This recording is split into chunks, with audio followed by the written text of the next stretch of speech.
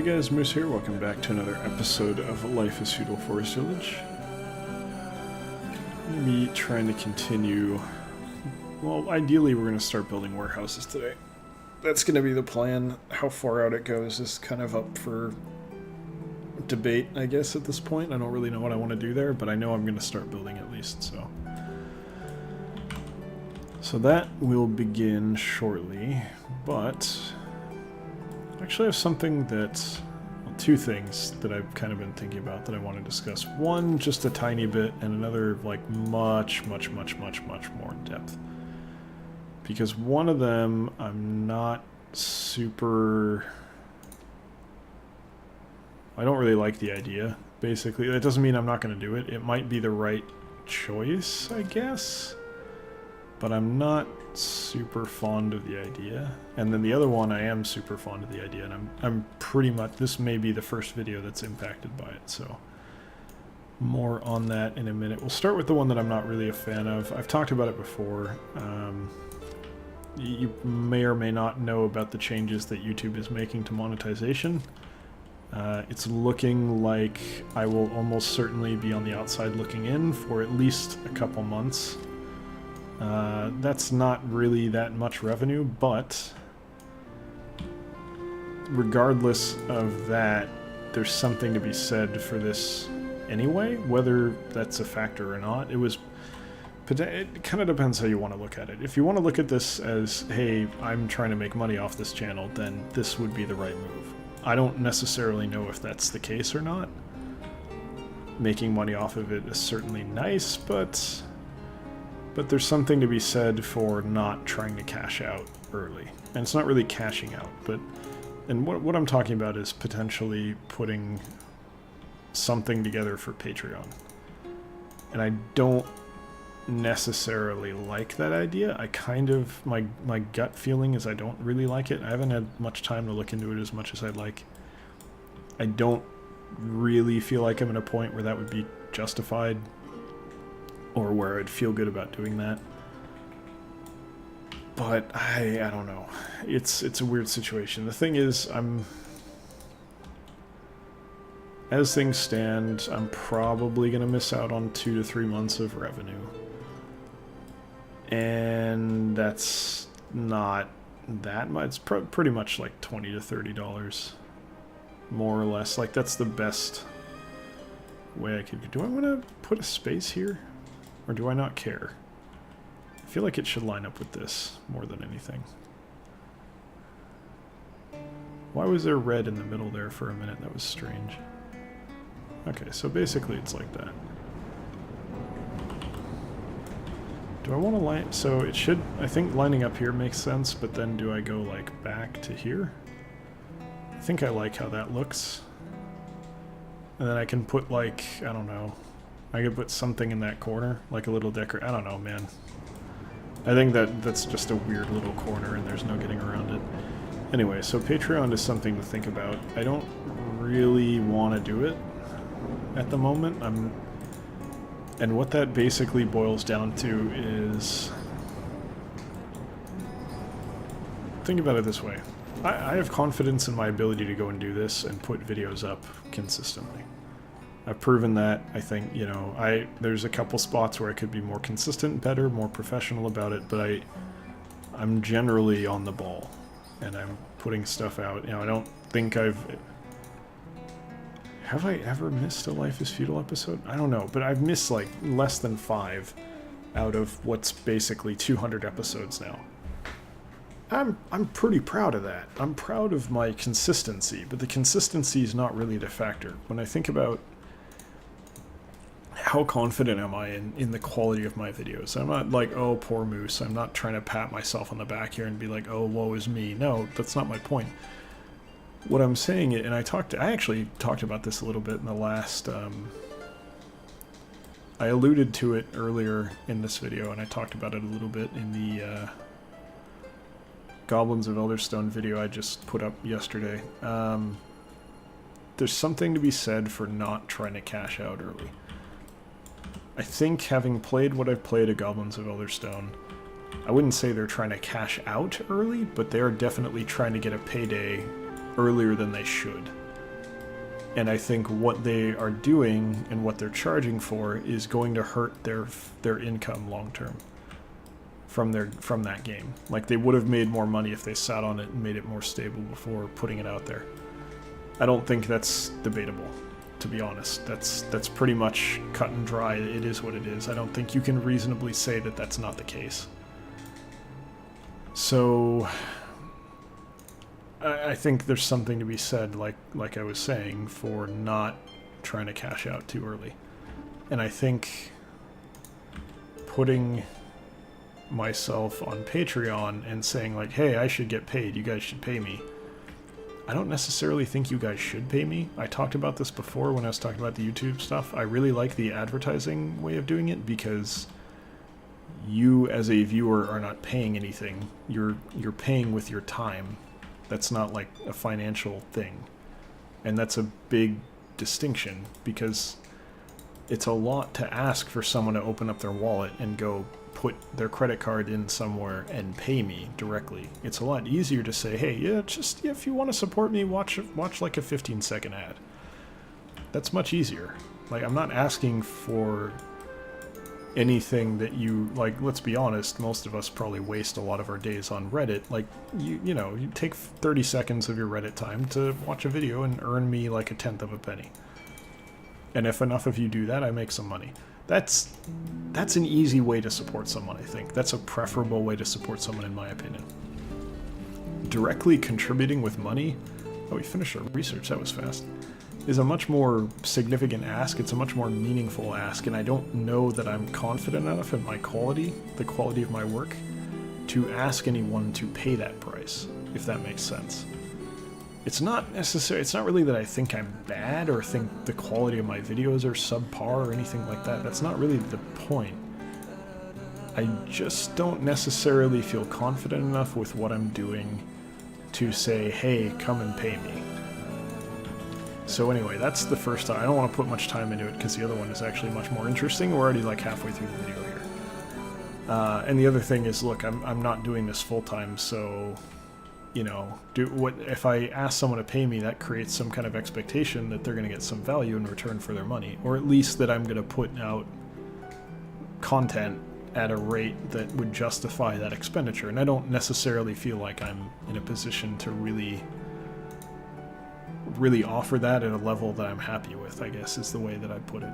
Because I have a full-time job, and you know what? If push comes to shove, I'm not making YouTube videos. I'm going to focus on my job. The paying job wins, full stop. There is no decision to make there.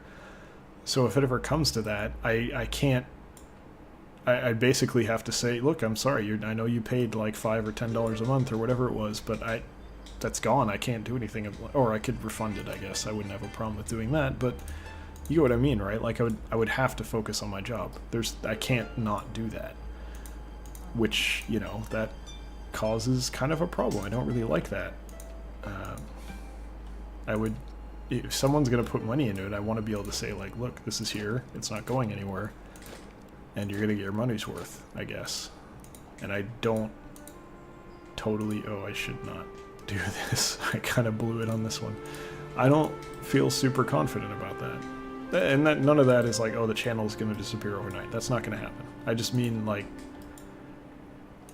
if someone's on Patreon paying me, do I feel comfortable doing 2 series a week? Is that acceptable? I'm not sure that I feel that it is. But I look at my time and I think, well, gee, I really kind of only feel like I have time for 2 series a week, so then what? Then it's like a whole nother conversation about, well, what is good enough for that money that I'm being paid, and I don't know. It starts a lot of conversations that I'm not necessarily ready to have, if that makes sense, and I've kind of talked about a few of them. Anyway, like I said, now we are actually pretty much at the halfway point for the video. I did not intend to talk about that this much. What I do want to talk about is a thing that is much better for everyone, I think, and I'm much more interested in, which is Twitch Premieres. And if you don't know what it is, basically, I think YouTube has been pissing people off for a long time now. People getting mad at YouTube and YouTube doing things that kind of screws over the little guy, I guess, is not new. So we could all get up in arms about their more recent changes and get pissed off about it, and I'm pissed off about it. And there's definitely some validity to what they're doing and the reasons for it, and I get that. But it's the best you can say about any of the changes they've done is that they're incredibly tone deaf, and that's the best you can say. So, ignoring all of that, Twitch, I think, reasonably has taken notice, and between demonetization and everything else, it's very easy to see why pretty much anyone who isn't massive would favor Twitch over YouTube. So Twitch taking over that market is far from reasonable in the short term, so I'm not expecting that to happen. But they do have an opportunity to kind of cut into it a little bit, and they have finally launched something to kind of do that. And they're starting to kind of flirt with that idea a little bit. So they launched Twitch Premieres, and basically what that is you have a video like this, what you're watching, exactly the same, but instead of having it go live and just you watch it whenever you want and it's there, and you get notified in your sub box or whatever, it goes live at a specific time. And at that time, there's basically like a premiere, a live showing, not live showing, but like a showing of it with Twitch chat and everything going. And you can participate in Twitch chat, you can not participate, like it's your choice. You don't have to participate in Twitch chat, and that's always been the case. I know people say they don't like Twitch because they don't like chat, but I honestly think you should give it a try, whether you participate in chat or not. Ooh, that's scary. I'm actually glad that guy died because he was sick. So you don't let Twitch chat be something that puts you off. Okay, we're gonna die. I'm gonna reload the last autosave just so we don't have to go through this song and dance again. I don't know why that's happening. I guess I need more crypts. I guess I should get on that. But anyway, please don't let Twitch chat put you off of Twitch. I understand disliking Twitch chat. I think you should give it a chance. I think it might be better than you expect.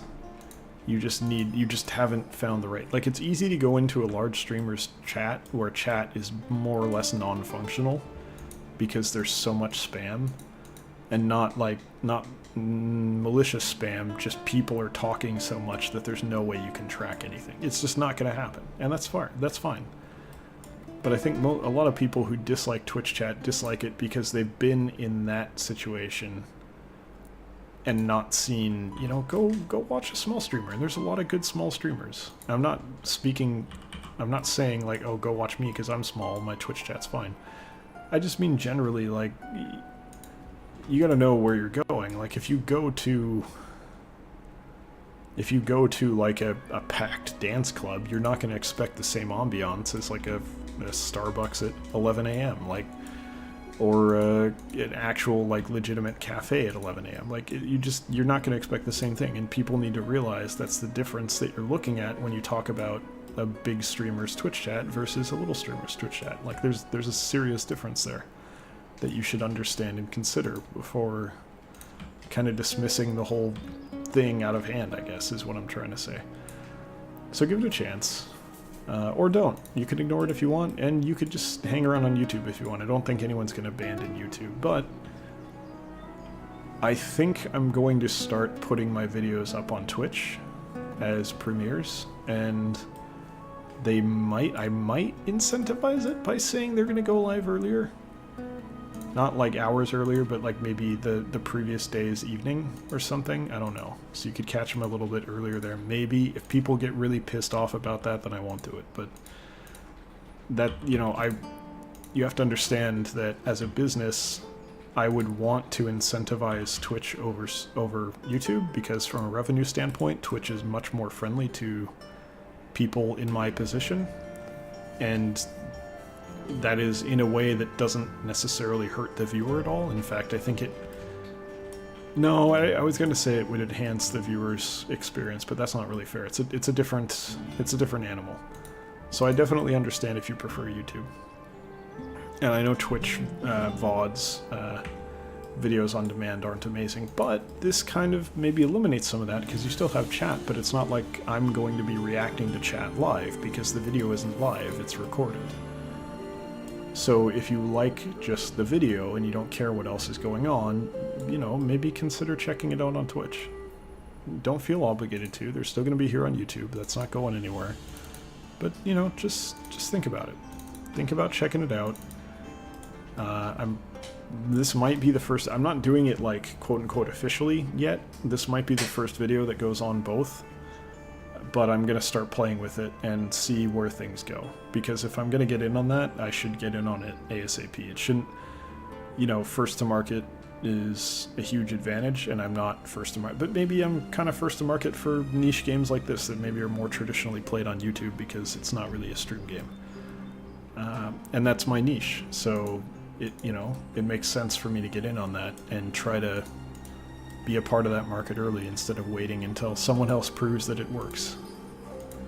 So that's kind of the plan right now. I'll go quote-unquote officially later and say like, hey, I'll do a channel announcement kind of thing and say, hey guys, you know, here's what you can expect, here's what I'm going to do, I might do it earlier, or whatever I decide on doing. But I just want to give you guys a heads up now.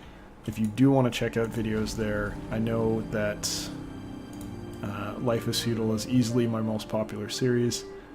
You may consider checking out there, I would appreciate it. But do not feel in any way obligated to. If you prefer YouTube's UI notification, I don't want to split platforms here. I know a lot of you probably follow other channels on YouTube and want to watch that stuff and not have to go site to site looking, okay, well, if it's this person, I got to watch on this site. I'm not going to put you in that position. If you want to watch stuff on here on YouTube, or not here on YouTube necessarily if this one goes on Twitch, but you get the idea. If you want to watch stuff on YouTube, that's your business. I'm not going to stop you from doing that. It'll still be there, same time, same everything. It'll just be an option. If you'd like to go to Twitch and watch it there, it'll be there. That's all it is. Long term, maybe it goes elsewhere. Because the real fear that I have at this point, it's not necessarily fear, but basically that what I'm expecting is I don't think that the changes to YouTube's monetization are going to end with what they've set up here. I think they're probably going to restrict partnership even further. Because the thing is,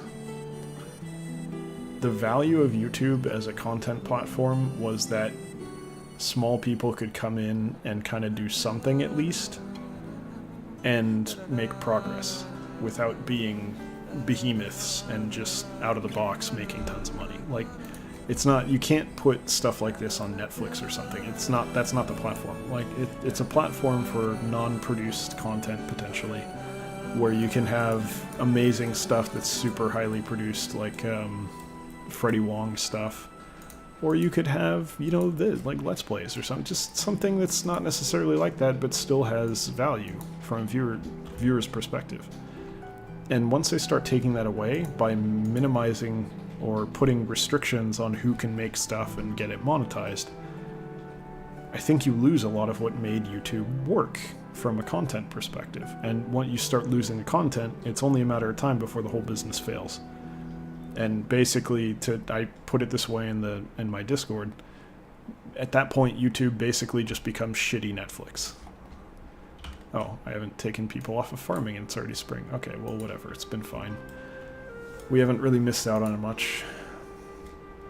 That was silly, I shouldn't have done that, but whatever. Kind of focused on the conversation here rather than the game, as you can see, but we're making progress at least, so that's something.